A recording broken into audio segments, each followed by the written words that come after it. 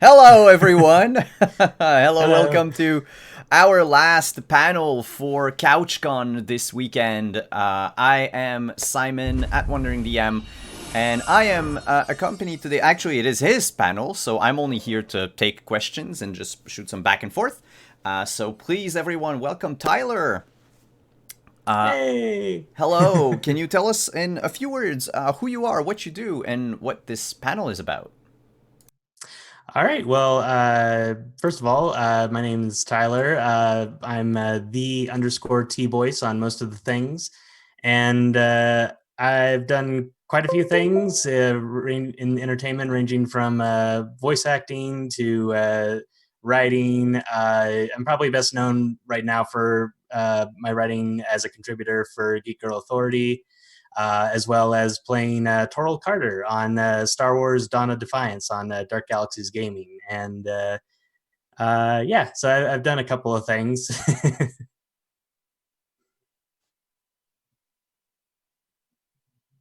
My mic was off. Oh. Great start. So, Tyler, would you mind telling us a bit what your work with Geek Girl Authority is about? What type of writing do you Sure. do? Yeah, and so Geek Girl Authority is an online site for entertainment news and general geek culture. Um, and I started writing for them almost a year ago. It'll be my first year anniversary this May. I ran into the editor in chief at a completely unrelated event, and she mentioned her site, and I was like, "Oh, that sounds so cool! Yeah, I'd love to write about like video games and movies and whatnot." Uh, we talked a lot about The Expanse because we both love that TV show to death. And she's like, "Well, why don't you write for me?" I'm like, "Oh, well," because I assumed like, well, Geek Girl Authority. I'm a guy. Like, it should probably be like mostly female. And she's like, "No, you can write like no matter like what your gender or sexual orientation or anything. If you want to write for my site, you can write for it." And I'm like, "Okay." And so my very first article was writing about my experience at D&D Live last year, The Descent, and and yeah, I just kind of started writing from there. Most of what I do is with the video games team, but occasionally I'll write stuff on Dungeons and Dragons. Like I just recently did an article on the new subclasses available through Explorer's Guide to Wildmount, and yeah, it's a pretty great time. I get to write about a lot of really interesting stuff, and of course, whatever news kind of breaks in the world of video games or TV or whatever it may be. So Cool. I've also linked it in chat right now, but uh, oh, thank you. I just saw your article from 2 days ago. Which Bioware one? I wrote a producer. lot of Oh, okay. articles 2 days Bioware ago. producer teases Dragon Age 4 details. Yes, that was like because like that's the interesting thing about publishing rumors is that every time there's like some sort of detail that may be related, you can go ahead with the story, but you do have to make it clear that okay, but this is a bit of a tease. Nothing is confirmed yet, and just like kind of making that clear in the article. But you're also allowed to kind of speculate on what it might mean. With that article in particular, the one Simon's referring to, Mark Dara, who is the executive producer of BioWare, tweeted out a photo of a map of the Tevinter Imperium with like a specific city circled, and it's like it's not a city that's ever mentioned in any of the timelines or lore. It just appears on the map, and so immediately people started theorizing, well, what could it mean? Like, oh, it has the same name as this character, and just like it's fun to kind of just like kind of allow that and feed into it a little bit and just kind of be like, yeah, so this is what's being said so far, and it might mean this because we don't know yet, and you're kind of just reporting on what other people have said and the facts we know so far. Yeah, I thought I saw that tweet and I thought it was just like a random person that tweeted. I did not check the account of who tweeted it in the first place. Yeah, and So that's one of the things that we always look for whenever we're like trying to chase a lead is okay, is this someone who actually would know what's going on, or is it just they're speculating? And so when it's someone who is not only currently with the studio, but one of the people actually working on the game right now. You kind of have to lend it a bit of credence. But like I said, it's just a rumor. Like nothing was said other than, oh, I wonder what happened in this city. And so like that's kind of how you lead with the article is like, well, what did happen in that city? What do we know? And just kind of elaborate on that. And I suppose with your role at Geek Girl Authority, you, or actually that might be more better phrased as a question. How do you actually chase their leads? Do you have like special tools, or do you have like an expensive network of contacts that you rely on, or is it just that you spend your days on the web trying to find those informations? It kind of depends because one of the great things about writing for Geek Girl Authority is that I'm often allowed to pursue whatever story leads I want. Like I have to check with my editors first, yeah, but most of the time I can kind of just continue like I can pitch an idea like, hey, I want to write about this, and they're like, sure, go for it.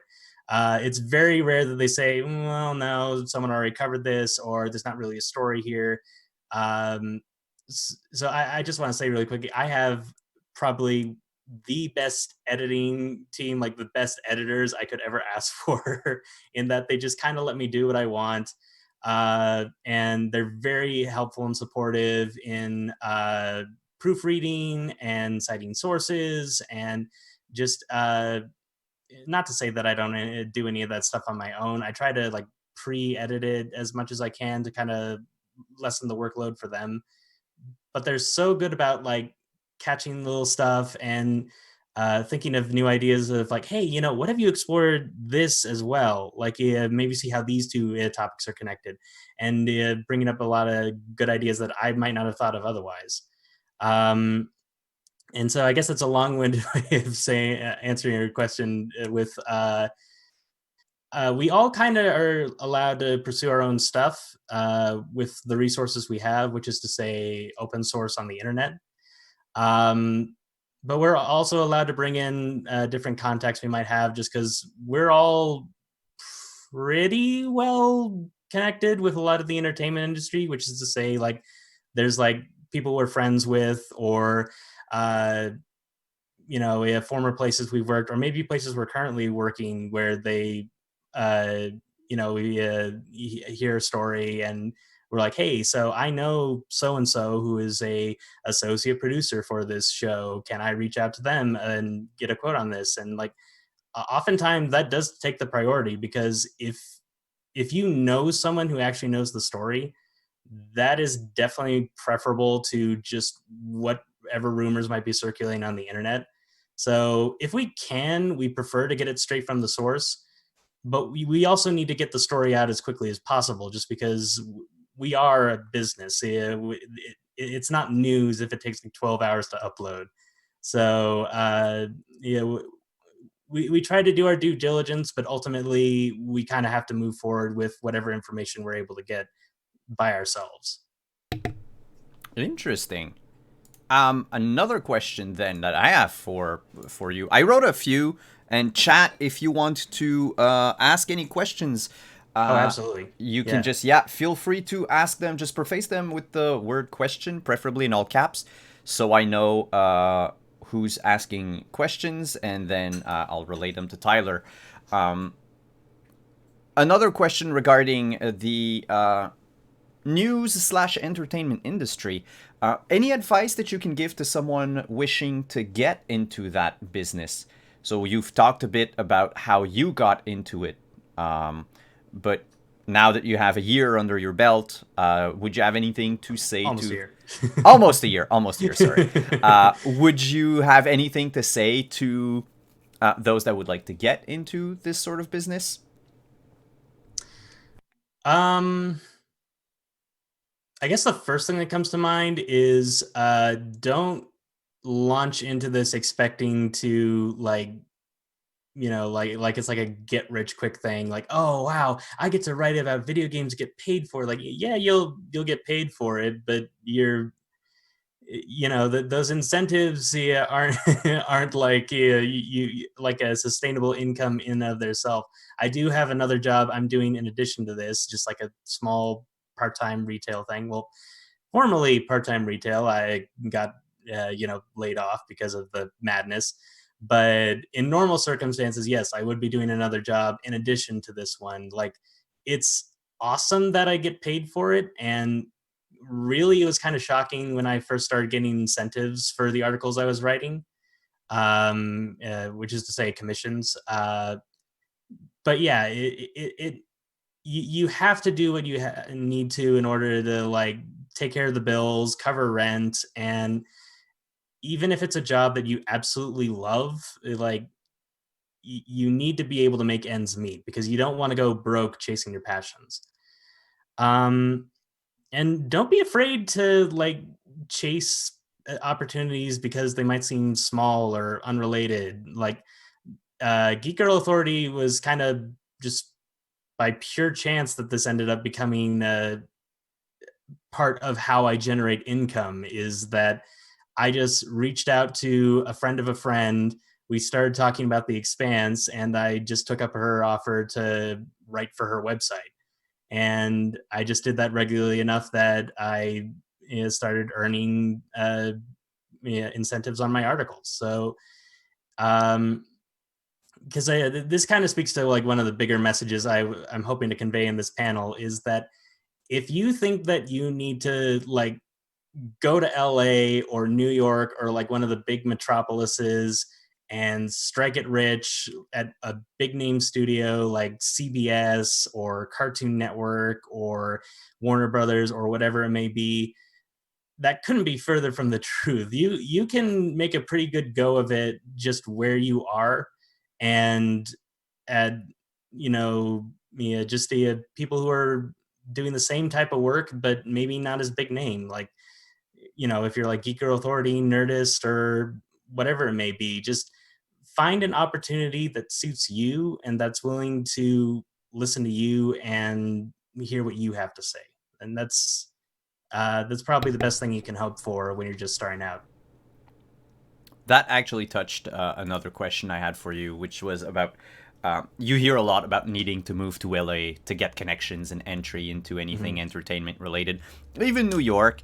Um, so we live in an era where everything, especially these days, is done remotely, Mm-hmm. and I think going forward, the fact that you need to be physically present somewhere is going to be less important. But that's just my opinion. But thanks for clarifying that you don't necessarily need to move No, to yeah. the And other how end do of I the know country. this? Mm-hmm. How do I know this? Because I moved to LA and I assumed that I had to move to LA in order to make a go of it. And and I did get a lot of opportunities from that. I'm not gonna lie and say that nothing good came out of it because I made a lot of friends. I networked with a lot of really great contacts. And again, that's where I met my editor in chief, Audrey, with Geek Girl Authority, was in LA. But ultimately, I've found, like, especially now, that there's a lot of work you can do on your own where you are, and that ultimately is kind of preferential because you're not like, small fish in a big pond. And like, that's part of the thing with the bigger cities is there's a lot of people that you're going to be competing against, and it's going to be a lot harder to stand out. So yeah, just do the most you can with where you are, and you'll be pleasantly surprised how many opportunities there are in just your hometown and the small suburb, wherever you may be. And at worst, you always have the internet. So, well, hopefully, Exactly. if you're watching this, you have the internet. Yeah, we're Otherwise, assuming you have the internet. um, another question you mentioned earlier that you also play in a Star Wars game. Mhm. Is it streamed? It is. So it's twitch.tv/Dark Galaxies Gaming. We ended up going on a bit of a hiatus because of the craziness that's going on, but hopefully we'll be able to resume that pretty soon here. We started out doing a couple of prologue episodes, like basically how did everyone meet, and then we did our very first game session. And I don't want to say anything just because I'm just one of the talent. I'm not necessarily responsible for scheduling, but my I'm gonna say my hope is that we can start playing again this coming Saturday. But really, that's up to Dark Galaxies Gaming and whenever they can get things up and running. So And because you're in LA, because there's a lot of shows being streamed from Los Angeles, are you all in the same room, like in a studio or an apartment or something, when you run that show, or is it everyone separate? nope, and that goes straight to my point: is that it's all done remotely through Zoom, through Roll20, and that is something I like about Dark Galaxies Gaming. It's also similar to what D&D Beyond does with Beyond Heroes, just because we're all kind of scattered around the country as also. So sometimes it just doesn't. It's just not logistically ideal to have everyone in the same studio recording from LA. Um, and I get that that is preferential for some actors, like having that like face to face interaction, like being able to actually not necessarily like physically interact with the other actors, but at least have them in front of your eyes there present.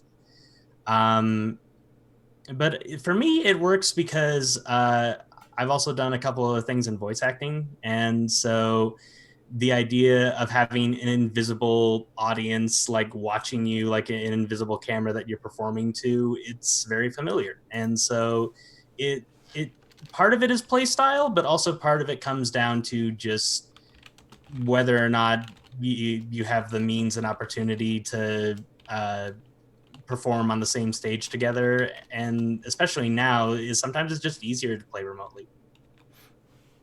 Um, you bring up having done voice acting. That's another question I have for you. There's a lot, especially with like certain mainstream shows with voice actors. A lot Yeah. of people are somewhat intimidated by wanting to stream a game online, thinking that you need any like voice acting experience to have, a better experience for the audience. Um, what are your thoughts on that?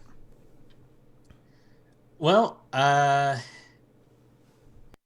guess simply put, just because this is kind of the process of how I got my brothers into Dungeons and Dragons and tabletop RPGs, is don't go into it thinking that you have to be an actor or you need to have significant acting skills. If you want to play, you can just play a character. And often, when you're playing tabletop RPGs, it's just, you know, this is a character idea I have and I want to explore it a bit more. And oftentimes that doesn't necessarily come down to acting ability. That's just your own imagination. Now, how that gets conveyed to the audience, that might be like if you're trying to stream your game, then that's maybe where the acting skills come into play. But even then, they're not that crucial, because I'd advise don't get into streaming RPGs if you are like desperate to become the next Matthew Mercer or Brennan Lee Mulligan or whatever it may be. You should be doing it because it's something you enjoy doing and you want to share something you're passionate about with everyone else. Like that's exactly why I got into Star Wars Dawn of Defiance, um, is because they're a really great Twitch channel, and they're a really great service of professional DMs, and I'm happy to be a part of it. But also, just playing a character in Star Wars is like kind of a lifelong dream. And so I'm not doing it with any expectation of like Disney someday seeing the stream and being like, oh my God, that guy should be in the real Star Wars. He should be in a TV show or a film. And no, it's just, I like Star Wars and I like the character that I've chosen to explore the Star Wars galaxy. Speaking of Star Wars, what do you play in that game? So Toril Carter of House Carter is a human noble. He's originally from Brental 4. Um, I don't want to get into too many details because I want to encourage people to watch the stream. And if you did miss the first couple of streams, you can go to Dark Galaxies Gaming's YouTube channel. We have all the VODs up there as well as VODs for other shows we do, like Heroes of Thylea, which is using the Odyssey of the Dragon Lords setting. I highly recommend that one, not just because it's a fantastic cast, but I love Greek mythology and I love the way that Thylea kind of spins it. So that's just my personal advice. But yeah, so all the past streams should be uploaded to YouTube by now. And as far as Toril himself, long story short, he finally went too far with his very rich, very pro Imperial parents, and they tried to ship him off to the Imperial Academy.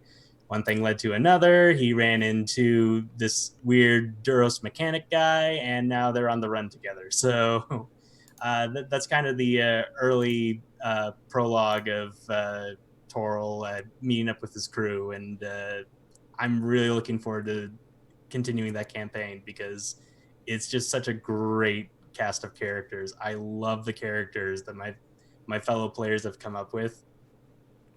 Um, Out of curiosity, you said, I think you've only mentioned it off camera, but you're playing with Saga Edition.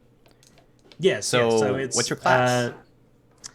yeah. So it is the noble class. So we're all still level 1. We're just starting out. Um, and yeah, so it's the if you remember, it's the Star Wars Saga edition that was originally published by Wizards of the Coast before the current Star Wars tabletop RPG, which is published by Fantasy Flight Games. Um, and it helps because I actually have a couple of the Saga Edition rulebooks. Like I have the Legacy Era campaign guide because I was absolutely obsessed with the Star Wars Legacy comics by Dark Horse Comics. They were good. Uh, yeah, no, it's one of my favorite Star Wars arcs of all time. And yeah, so that's kind of how I got into it. Was I was reading the comics, I saw there was a tabletop RPG adaptation of like, oh, I think I'll read this, and that's kind of what got me into Saga Edition. Never really got a chance to play around with it though, which is part of the reason why I really love Dawn of Defiance. Is that I actually now have a campaign with a character, and I get to actually like play in. It's like, um, yeah, there's no other way to describe it. It's just so fun. How That's how you got into Star Wars, but how did you get in TTRPGs? This is so cliche, but Critical Role. Oh, I know, but it's just like because part of it is because like initially I wasn't interested in tabletop RPGs. I was interested in voice acting because I was very much a gamer in like middle school, high school. Like video games were my jam, and so I was following a lot of these voice actors long before Critical Role had even gotten started. You know, like just because they were in like some of my favorite games, and like, oh, so Laura Bailey did this character and this character. That's awesome. And then there was kind of the process of discovering Critical Role and being like, Dungeons and Dragons. I don't know. Isn't that supposedly super geeky? Like, not saying much Satanic Panic. I never really got exposed to any of that. It was more just like, uh, kind of the like, oh no, that's the really uncool kids. No, I'm not getting near that. Um, but then I actually started watching Critical Role with the first campaign, and I immediately got hooked because it's just some of my favorite voice actors from some of my favorite games, and they are all playing these ridiculously amazing characters, and it's just like I don't know. It's just like it was like almost like sitting in on a like a VO recording session with these actors, and mm-hmm. that's one of the reasons it really appealed to me. And then it kind of just branched out to there to other shows and other campaigns going on, and yeah, the rest is history. Well, I feel like a lot. Beamer saying it's not cliche. A large amount of the community started by watching CR. Yeah, there's a lot of people now that have gotten into TTRPGs thanks to Critical Role, and it's partly how I got into streaming. Hmm. But yeah, no, it made it popularized D&D to like an extent that we previously didn't think possible. Yeah, and there's also been some credit heaped upon like Acquisitions Incorporated because Hmm. they were doing their PAX Live shows like years before Critical Role ever first streamed, and that's also true. But Critical Role is just for those of us who watch it and enjoy it. There's just something special to it, and I think that's one of the great things about there being so many streams now is that there is something for everyone. Like not just a stream, but like a group of people who love a game and would be absolutely interested in playing a game with you. That's yeah, it's such an incredible feeling because I that's why I was so into video games in high school. I had no one to play with, so I Mm. was definitely playing single player RPGs because no one else was interested in like hearing my thoughts on like Knights of the Old Republic or anything like that. And that's really why tabletop RPGs appeal to me specifically is because it is collaborative. You need other people to play it, and the fact that there's so many people interested now is just a beautiful thing. And I had a thought and I lost it. Give me just a moment. Oh boy. Yes, have you done any improv before? So you spoke about being a voice actor, but what about improv, which is another big part of playing TTRPGs? Yeah. Well, when I say being a voice actor, um, yeah, I've done some voice acting gigs, but both of them were unpaid, Mm. and I have auditioned to far more voice acting gigs than I've actually gotten. And I feel like that's a big thing that a lot of people need to understand about entertainment if they're getting into it is that for every 1,000 auditions, for every 1,000 pitches you give, maybe one of them will land a hit and you will be able to move forward with that. And and you have to be okay with that. Like it it was really hard for me initially because I I took rejection pretty hard initially.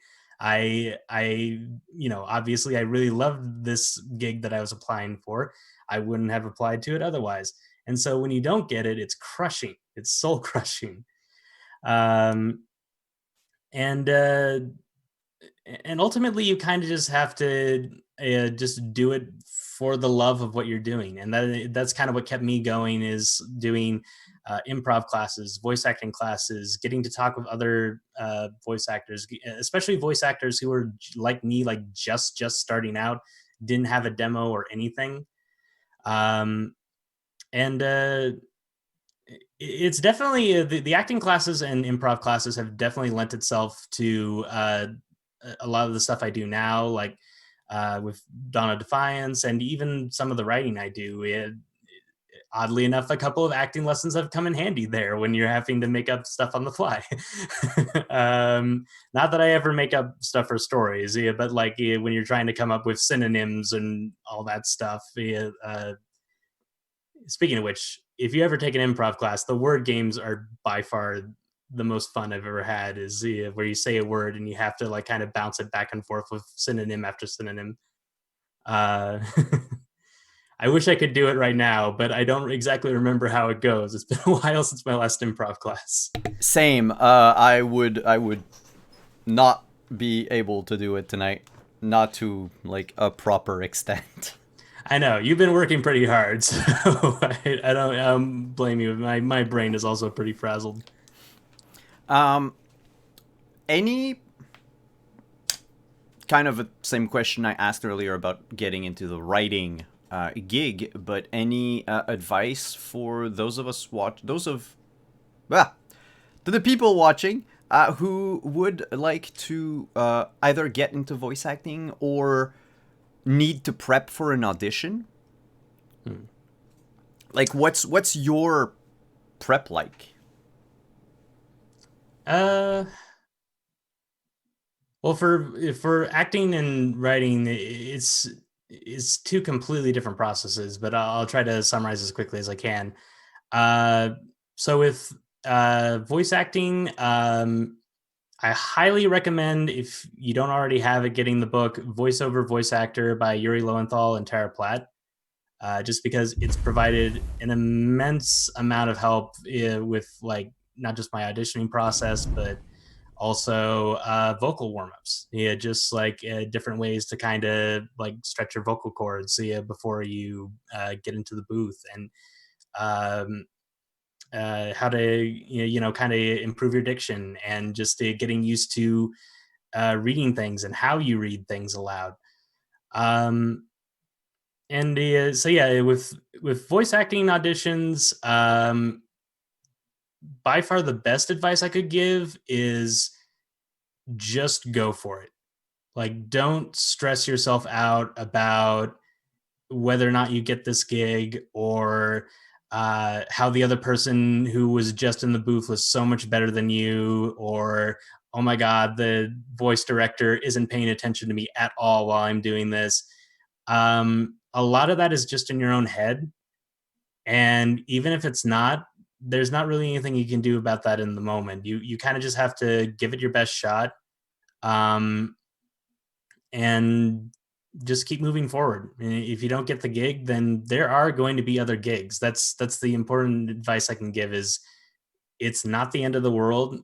Just do it like Assassin's Creed roll, and just a roll, and just go into the dive. Just keep the important thing is just keep moving.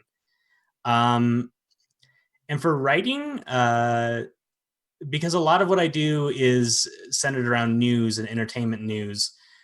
Uh, I would say just keep an eye on things that are going on in the world, like not just stuff that's interesting to you, but also things that people are like a lot of people are talking about, or uh, new developments. Like whenever some kind of news breaks, and it may seem completely inconsequential, like Simon mentioned that tweet by a Bioware producer, but it might lead to something else. And so then when another story breaks where it revealed that that did lead to something, you can connect back to that previous story and continue with what you've already built upon. And I guess the number one advice that kind of connects to both is practice doing something every day. Just whether it's reading out some 1 minute dialogue and recording yourself on a microphone, or just writing a short story, or mocking up some news article you'd like to publish about some like console release or something like that, for sake of example. Because a lot of gigs or jobs that you're going to be applying for, they're going to want samples of your work. And this is something that I ran into a major hurdle a lot of times, was when I was just starting out. Well, but I don't have any work yet. I'm just starting out. What experience could I show you? And really, what they're asking for is just to see examples of what you can do, like whether it's just some voice demo you recorded and edited yourself, or a couple of uh, mock-up news stories. You just make something, so that way when you see an opportunity and someone wants to see what you can do, you have something ready to go. So it never hurts to be prepared. Um, Sorry, I know that was a lot, but no, no, no, no, no. It's your time to shine. Take all the time you need to answer the questions. We are not in a hurry, and we're not trying to go through like as many questions as possible. yeah. We'll Speaking of which, have there been any questions from chat yet? Because I know we've got about 15 minutes left. Yeah, So no questions from chat left yet. I am going to just reiterate the message because I see that we've had like viewers coming and going over the course of the Mm. last hour. So just remember, if you want to ask Tyler anything, just put it in chat with the word, preface it with the word question, preferably in all caps, so that we know you have a question to ask. I have one last question actually for you that I Sure. had written down, and then if chat has questions, we'll go right ahead. Otherwise, we can keep chatting for all the time we have. But you touched about voice acting. You touched about streaming games. Um, what would you suggest for someone who would like to get into either streaming or voice acting, especially to like create their demo? What's the equipment? What's the like Mm. bare minimum that you think someone should have to be able to get into that? Uh, the first thing I would suggest is it doesn't have to be overly complicated. You can do a lot with the simplest of equipment, and I mean, like with voice acting, for example, I edit my stuff with Audacity, which is a free to use audio editing, recording, like audio editing and recording tool. Um, a lot of the people I know who are like full-time voice acting in the industry, they may use like Adobe Premiere Pro or something like that. But if you're just starting out, and I cannot emphasize this enough, do not compare your equipment or your talent or whatever it may be to someone who is a literal decade ahead of you into their career. Please, I am begging you, do not self comparison, because it's taken me 3 years to realize my mistake with that. So hopefully, you can avoid the same mistake. So don't worry about like what your camera looks like or what kind of microphone you have. I am currently recording with a blue snowball. So it is like one of the cheapest microphones you can get, and it's worked pretty reliably for me. I'm using like a Microsoft LifeCam on my desktop, and that's how this is being recorded. And because ultimately, it's not going to be the quality of the mic or the camera that determines whether or not you get the gig. It's the quality of your performance. And especially, it's going to be the quality of your character, because I actually learned this from Andrea Romano when I was fortunate enough to meet her a couple of years ago. The number one thing she looks for is people who are easy to work with. And oftentimes, you don't know what that's going to be until you actually start working with them. So, uh, the best thing you can do really is just be a good person, be a kind person. Don't stress about how your equipment compares to someone else, and just make do with what you have. Because if you're passionate enough about it, and if you are dedicated enough about it, uh, ultimately any kind of like apparent lack of, or I shouldn't say lack of quality, low quality in your recording equipment isn't going to matter when someone hears like, wow, he is really good at that character. And that's kind of what you want to strive for. We have 3 questions from chat. Excellent. Seems like we only needed to remind them. So let's go through them one by one. All right. First question from Beamer88. What is your favorite Critical Role moment? I have to pick one. um I have to go with the very first critical moment I saw, because it's what got me interested in the series as a whole. And that's episode 24 of campaign 1, The Feast, specifically where Vax goes alone into the Briarwoods room. And if you haven't seen campaign 1 yet, I'm not going to say any more, because the way that Matthew Mercer role playing the Briarwoods and Liam O'Brien role playing Vaxeldon, it is so tense. It is so suspenseful, and it just got me interested in like, oh, I gotta watch the next episode. What happens next? Refresh, refresh, and uh, yeah. just the beginning of the Briarwoods arc was really what sold me on the entire concept of live stream D&D. So It was a. I had almost forgotten about it until you mentioned it. Um, Briarwood is probably one of the like most iconic arc of campaign one. I know I had a friend who wanted to start getting into Critical Role, and she was debating, well, wait, should I start with campaign 1 or campaign 2? And like she ended up just starting from the beginning of campaign 2, but I absolutely advised her campaign 1, episode 24, start with the Briarwoods arc. Like, forget Craghammer, you won't need to Mhm. know about it. The Briarwoods is one of the best story arcs I've seen in any kind of game. I think it's when, to me, it's when the show turned from like a just slinging dice D&D game, which was the Craghammer arc, Mm-hmm. to like this is a serious, well, not serious, but this is becoming like a an actual like epic story being told. Mm-hmm. And I think it's part of because it it's ultimately a backstory arc in a sense for if for Percy, Mm-hmm. and that worked out well because Percy is my favorite Critical Role character of either campaign. I just he you I know that Nia Towson has said he is basically just teenage asshole version of me, but that being said, I relate to him so much. um, our next question is from Romeo Wood.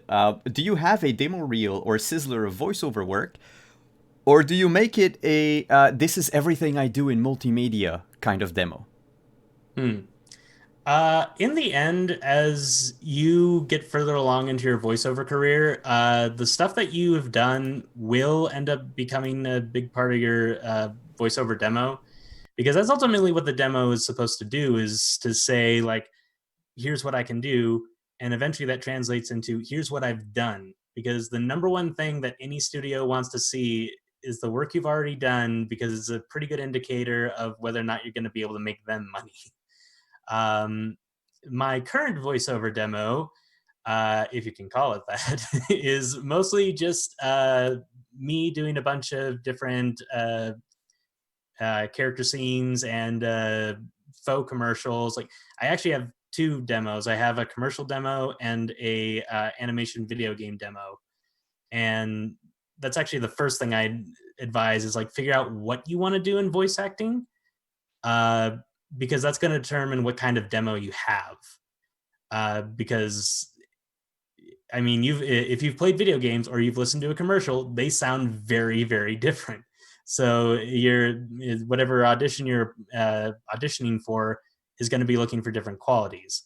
Uh, and for me, because a lot of it is self-recorded and self-edited, um, it kind of helps because I can kind of just record what the types of roles I would like to get, as opposed to having to like necessarily tailor it to my voice. That being said, if you get it like professionally edited, and that usually costs like anywhere from like $1,000 to $3,000 per demo. So if you want to do commercials and video games, that goes up to 2,000 to anywhere from 2,000 to $6,000.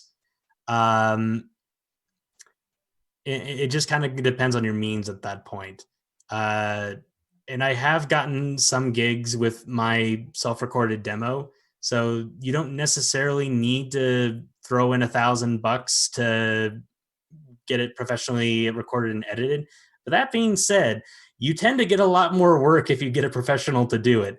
It's basically the difference between trying to Photoshop an image yourself versus like getting it done at like Kinko's or Staples or something like that. Because it's your business card, and you want your business card to look nice.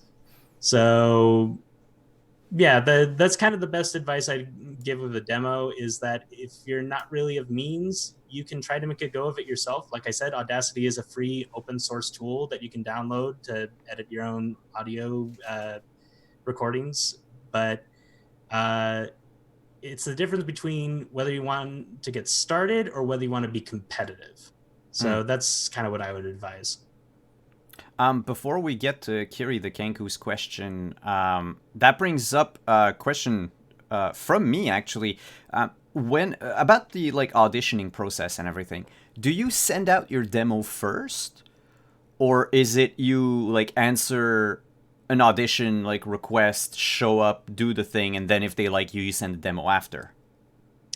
I don't honestly, I don't send out my demo if I can help it, just because it is self-recorded. I would feel a lot more comfortable if I had like a professionally done demo. So a lot of the auditions I do, you don't even need a demo. You often you just need to send a sample of your voice. Like they'll have like a couple of sample lines of a character that you will want to read out loud. In which case, it becomes very similar to the actual recording process once you have the role. Um, and so I really love doing those auditions, but those are pretty rare because like if you're especially if you're doing it with like a major studio like yeah, for like a pretty serious production, they are going to require a demo just because they don't want to waste time with someone who's just starting out who doesn't really have a lot of experience under their belt. Um, but that being said, there are a lot of voiceover roles that you can start doing right now without a demo. um, they're not going to pay anything. They're probably just going to be fan projects, but ultimately, it's just for a way for you to get used to recording stuff, sending out the information. You wait for a little bit, and then you get a response back. Sometimes you don't even get a response to your auditions. Sometimes you just send them out in the blue. But that's mainly what the audition process is just recording different lines over and over again, sending them off, and then eventually you hear back, and then you can get started. And when you can get started, that's the best feeling in the world because you get your role, you get your lines, you have you can start working on what the character is. And a lot of the voiceover roles I do are done remotely. Like sometimes you don't even need to go into a studio to record. It may sound a bit better and it gives them a uniform sound, but oftentimes you can just record stuff from your home. And that's what I did for this one podcast. And I recorded this, you know, jerk teenager in New Orleans. And that was one of my very first VO roles that I did not need to have a demo. I hadn't even had a demo record yet, even just like self-recorded.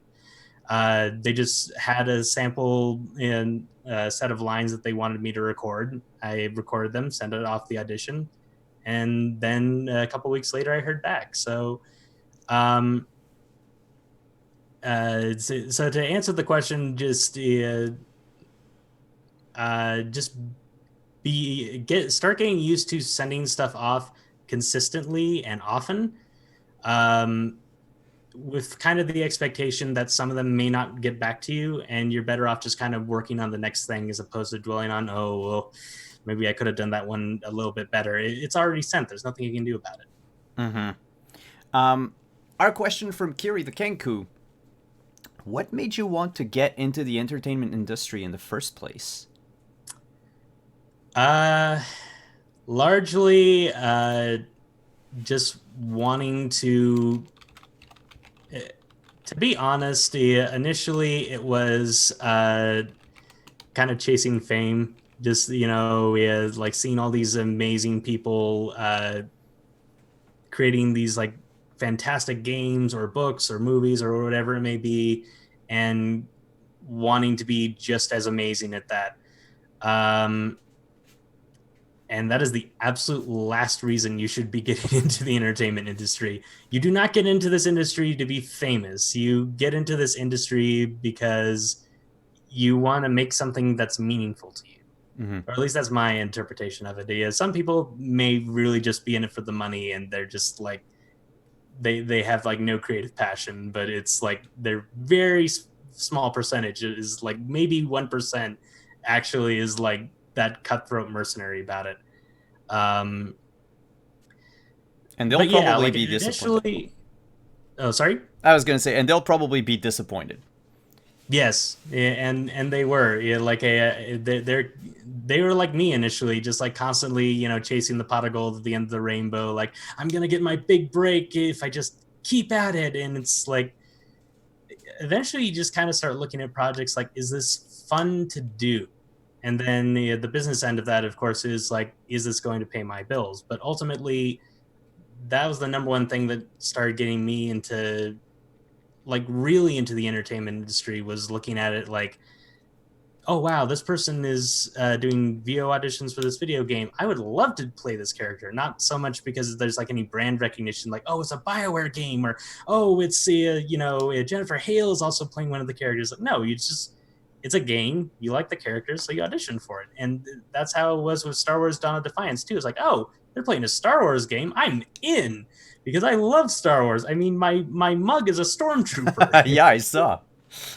So yeah, ultimately just kind of finding what your purpose is, finding what you're passionate about, and pursuing that.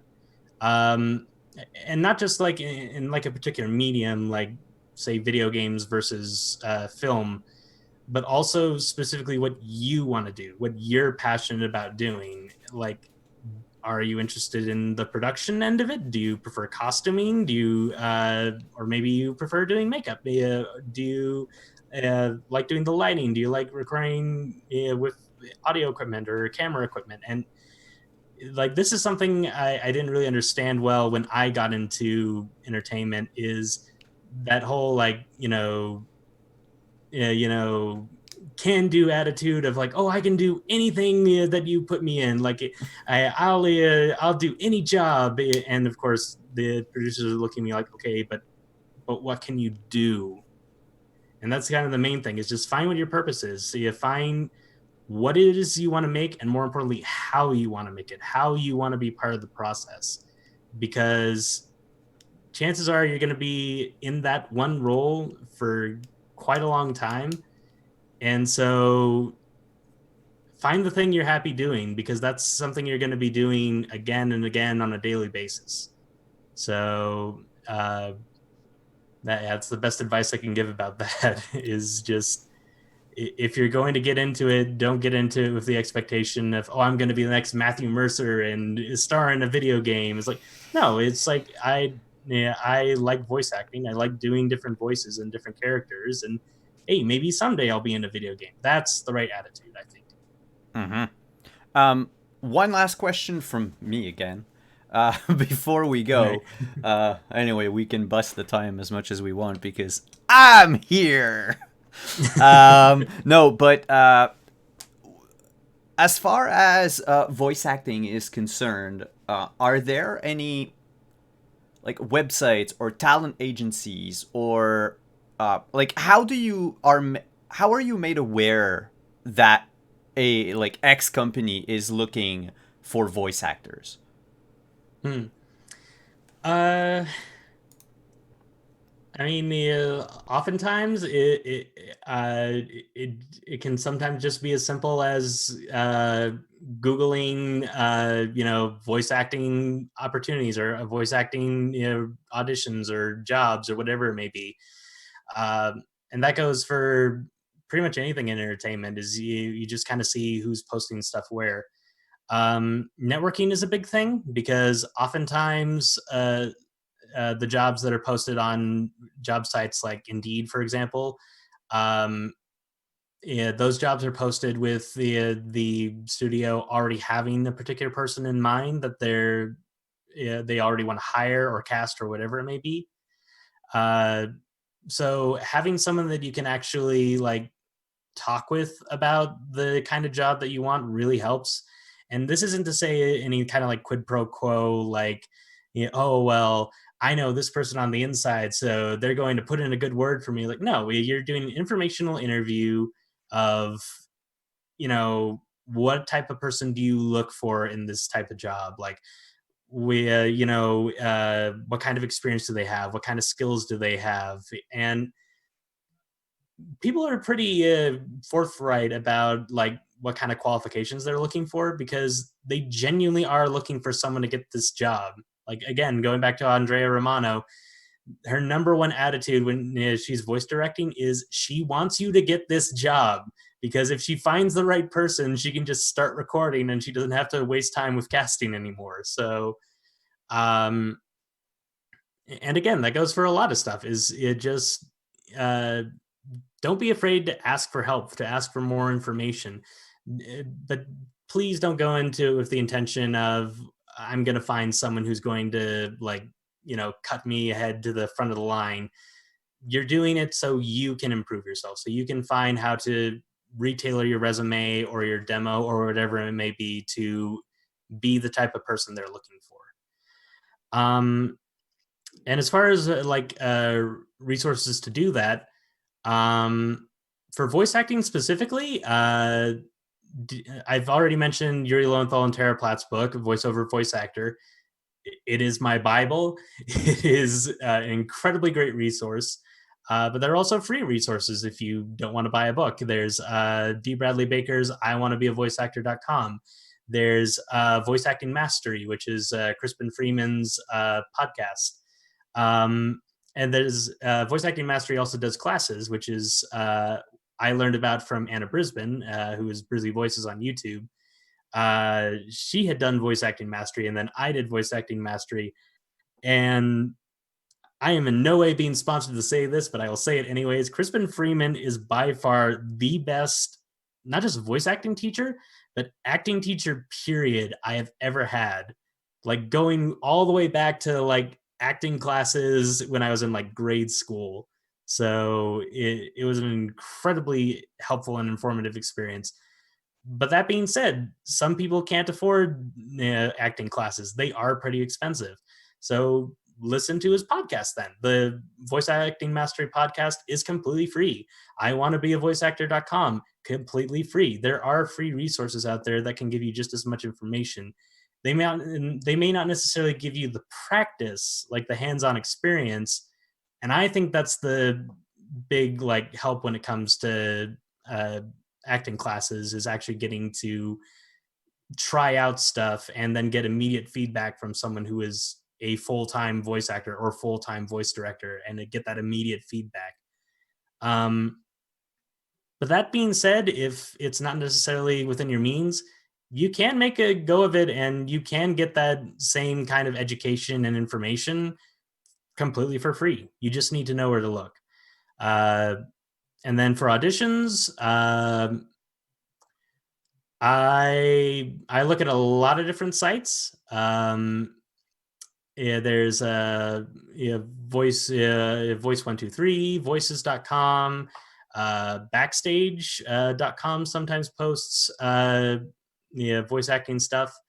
To be honest, I haven't really looked at a lot of voice acting auditions recently, just because I've been pretty busy writing stuff for Geek Girl Authority. I'd say that writing takes up the bulk of my time nowadays, more so than voice acting. But that being said, it is pretty easy to find websites that are like doing like fan casts of things, or just like student film sort of stuff. Like those resources are there. And sorry, I can't be more specific about that. But as I said, it has been a while since I've That's been okay. like audition hunting. I think one of the advice we got from our acting teacher back in college was make friends with students in filmmaking. And I Yeah, don't know I've how heard it that. applies to like make friend with casting directors. But like if you get, you network with people that are on the other side of, in acting it was the camera, but in your case would be the microphone, I gather. No, yeah, like, and that gets kind of into the point I was making with informational interviews, is just ask a casting director who they usually cast. And you don't even have to say that it's you. Just, get an idea of like the type of person they like working with, what kind of experience they have. Are there any like, bad habits or pet peeves that they really don't like? Most of the time that comes to tardiness. So whether it's writing or voice acting, please do not be late for anything.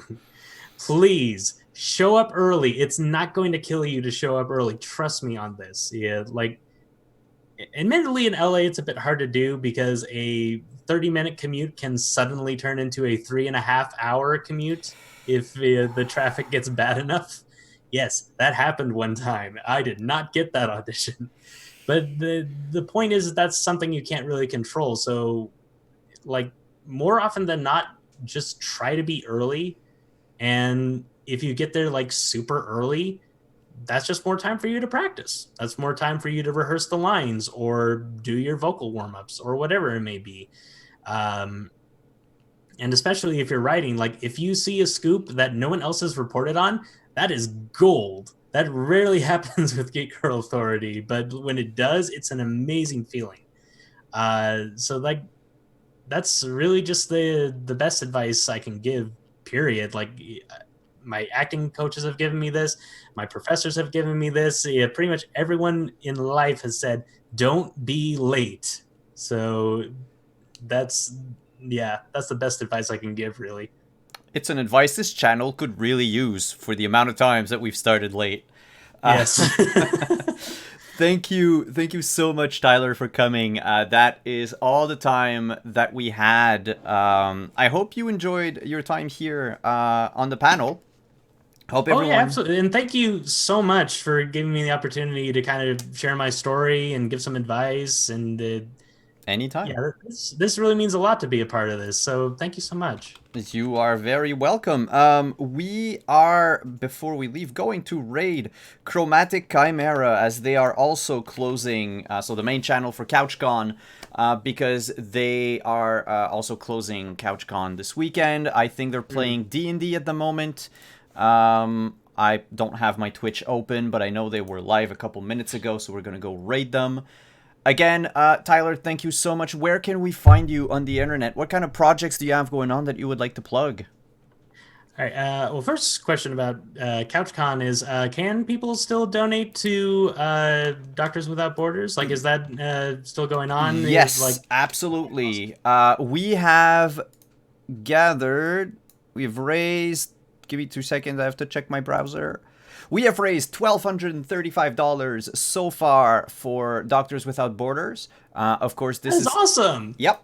All of this is going, of course, to help the with the COVID crisis.